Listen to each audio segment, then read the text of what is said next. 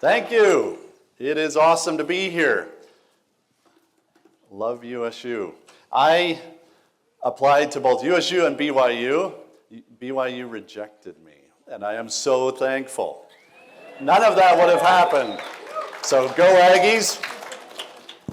So we get to tell the story today. So we are up in Petersboro, the hamlet of Petersboro, and we have a bunch of test tracks.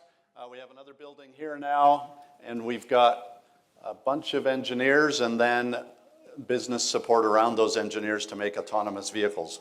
That's the command center you see in the top right where all of that magic happens. That's where they watch all of the vehicles and do the testing and make sure that the systems are testing the right capabilities and that they're performing before we go and put that software onto 400-ton vehicles that can run over your house.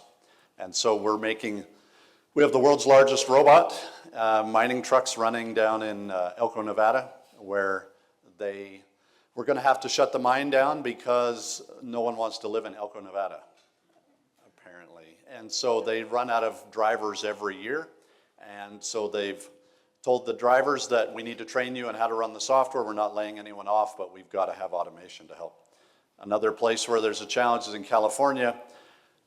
We talked to the world's largest strawberry growers, and they said that 60 out of the 200 strawberry growers went out of business last year because they can't get labor out of Mexico.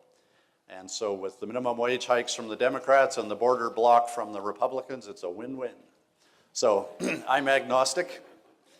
It's both good. So they are banging on our doors for solutions because they're going out of business. They can't get the labor to staff their farms. So I'll tell a little about the story.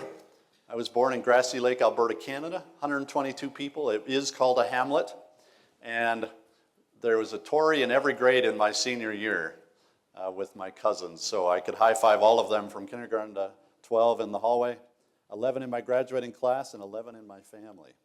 And the motivational for autonomy, if you're driving in a circle 16 hours a day all summer, and I missed 66 days my senior year doing farm work, and so you really want to automate that after a couple of summers. So we say that's really the genesis of what we've done here, but it really started in my undergrad program with Jan Soike in the physics department, and he gave me the opportunity to work on space shuttle programs, and we were able to put 2 projects up on the space shuttle, flying different experiments in the payload bay, an incredible opportunity. He started to help me with some grocery money after the first year of volunteering, and it gave me some incredible skills, and it was a lot of that volunteer time that helped develop the ability to do some pretty crazy things. We were making circuit boards in dark rooms and being able to get those to run on a shuttle that has 10 G's accelerations and vibrations like crazy. And so that really formed the skill set that I needed for the next phase of my life, which was I wanted to be a speaker designer for Bose and then design my own speaker systems. And one day I saw this wheelchair driving down the hallway in the engineering building, and it's using ultrasonics, so it's using sound mounted on the front of this vehicle to navigate safely down a hallway and avoid obstacles and keep it in the center so someone with low skill with their arms can still navigate independently. So I chased down the student who was driving it from a computer, found out who his professor was, and started to bug him. And eventually, this is him, it's Dr. Robert Gunnarsson. We got stuck in an elevator in the SEER building, and I had been bugging him for 3 months, and obviously had seen my GPA, and so he wasn't going to give me a job. And okay, I milked a lot of cows, and not to have that being woken up by my mother every morning, I didn't go to class very much. So had only about a 3.0, and so he finally exasperatingly said, "Fine, can you solder?"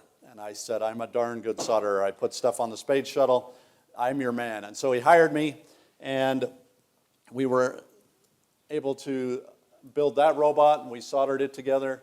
And Dr. Don Cripps, who now is a professor in the electrical engineering department, brought me under his wing. I started out as a bolt sorter, and he helped me get opportunities, not get depressed that I was just sorting bolts the first couple of months, and eventually got to that place where I was building cool things, and eventually wrote a paper that John Deere saw.